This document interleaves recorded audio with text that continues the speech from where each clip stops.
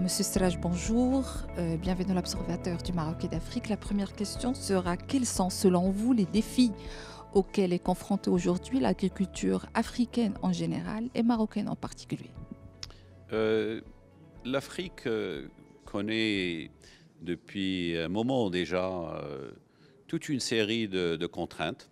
C'est ce qu'on appelle parfois une polycrise, c'est-à-dire qu'il n'y a pas un seul facteur, mais il y en a plusieurs. La pauvreté, la famine, dans certaines régions, la démographie, on est pour quelque chose, parce que c'est pratiquement le seul continent au monde où on a encore une démographie galopante. C'est connu que d'ici 2050, la population du continent va presque doubler. Au-dessus de ça, il y a aussi des contraintes environnementales. Les changements climatiques posent aujourd'hui un défi majeur. Et qui dit changement climatique, dit dans certaines régions, c'est les dérèglements du climat. Dans certaines régions, on va avoir des sécheresses accrues. Dans d'autres régions, on va avoir des événements, des inondations et ainsi de suite. Une augmentation de la température qui affecte beaucoup l'agriculture, qui change, qui chamboule en fait toute l'agriculture telle qu'on la connaît. Et au-dessus, bien sûr, de toutes ces contraintes environnementales et sociales, on a des facteurs géopolitiques qu'il ne faut pas négliger. Il y a encore des conflits dans beaucoup de régions en Afrique qui ajoutent finalement une contrainte majeure. Avec tout ça, grâce à Dieu, notre pays n'a pas toutes ces contraintes-là, mais on a quand même les changements climatiques qui sont là. On connaît une sécheresse qui est historique, pratiquement, qu'on arrive à un déficit hydrique très très important.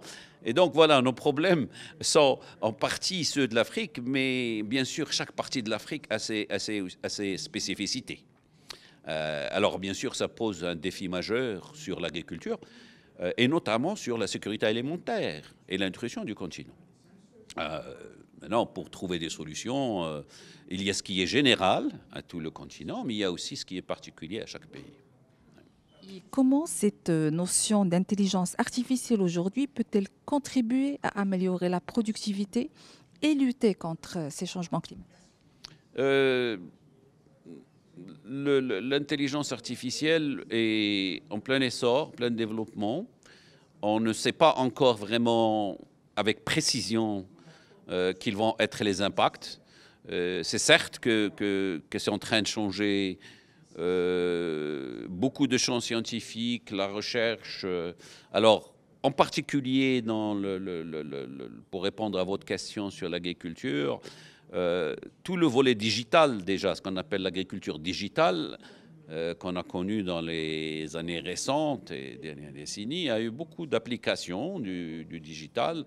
Il est en train de modifier, en fait, une partie de l'agriculture, avec notamment des applications qui apportent la connaissance aux fermiers de comment mieux gérer la fertilité du sol, comment mieux gérer l'irrigation, comment mieux gérer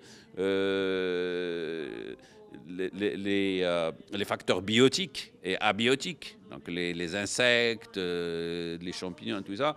Et donc, bien sûr, il y a beaucoup d'impact et d'avancées technologiques. L'IA, l'intelligence artificielle, va ajouter aussi là-dessus. Maintenant, ce qu'il faudrait peut-être noter ici, la bémol, c'est que toutes ces technologies ne sont pas accessibles à tout le monde de la même manière.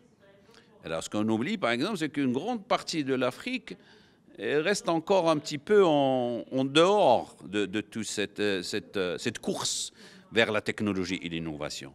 Ce qu'on appelle la division digitale, le digital divide, veut dire clairement qu'on a une large population de paysans, de fermiers africains, qui n'ont même pas accès à tout ça. Et donc, la contrainte, c'est aussi comment rendre la technologie accessible à ceux qui en ont peut-être le plus besoin.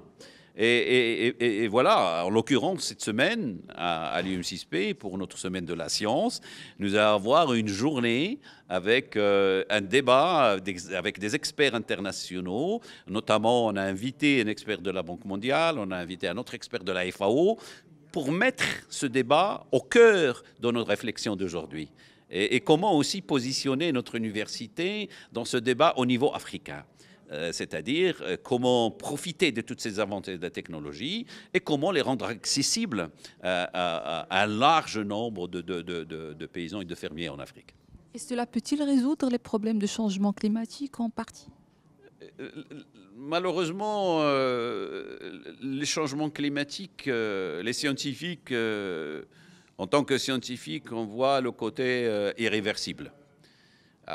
En l'occurrence, l'augmentation du taux de gaz carbonique dans l'atmosphère, une fois que ça monte, aujourd'hui, on est au-dessus de 420, 430 ppm et ça ne cesse d'augmenter. Malheureusement, ce n'est pas toujours possible de faire marche arrière. Et non seulement sur le CO2, mais aussi sur le réchauffement. Pendant la COP 21, la COP 22, l'espoir, c'est qu'on puisse s'arrêter à 1,5 degré, 1,5 degré. Malheureusement, le temps maintenant va vite et plus on avance, plus on se rend compte qu'on ne va pas pouvoir finalement arrêter à 1 degré. Donc, pour répondre à la question, est-ce qu'on peut arrêter les effets du changement climatique? Malheureusement, on ne peut pas faire marche arrière, mais une prise de conscience générale au niveau, et un changement au niveau des politiques et aussi des technologies. Les technologies sont là pour aider, mais ils ne vont pas réverser les changements climatiques. Ils nous aident à trouver des solutions d'adaptation. Mais au fond, on ne change pas, comme je l'ai dit, on ne peut pas réverser tout ce qui le damage qui a été déjà fait. Voilà. Et comment favoriser la collaboration justement entre les chercheurs, les agriculteurs et les entreprises pour développer des solutions adaptées aux réalités du terrain? À l'UM6P, nous sommes bien positionnés dans ce domaine parce que, comme vous le savez, on travaille main dans la main avec nos partenaires de l'OCP, et aussi avec des institutions, d'autres institutions privées et publiques. Nous avons développé aussi tout un réseau de partenariats au niveau de l'Afrique, parce que on réalise que nous ne pourrons pas, aucune institution n'a de réponse générale à toutes ces problématiques de l'Afrique. Et donc, ce qu'on essaie de faire, c'est d'entrer en partenariat avec d'autres universités africaines. Par exemple, nous avons maintenant l'ARUA, qui est un réseau des universités africaines les plus avancées. En Afrique, on a une vingtaine d'universités. L'UM6P vient de se joindre à ce groupe-là. Nous allons bientôt recevoir l'Association des universités africaines, donc qui regroupe l'ensemble des universités, ou la majeure partie des universités africaines, qui vont être là en juillet, Inch'Allah, parce que nous sommes conscients du fait que les problématiques énormes dont nous venons de parler au niveau de l'Afrique ne peuvent être réglés, ne peuvent être résolus qu'à travers des partenariats qui impliquent tous les acteurs principaux. Alors ça inclut les universités, ça inclut les centres de recherche. Nous sommes par exemple en partenariat aussi avec les centres de recherche internationaux du CGIAR en Afrique, en mettant notamment des plateformes de recherche sur le terrain avec tous ces partenaires, avec le privé, avec nos collaborateurs aussi aux États-Unis et en Europe. Et donc voilà, il faut de tout pour régler ces problèmes-là. Et on a un partenariat stratégique qui englobe toutes ces institutions-là pour essayer de faire face.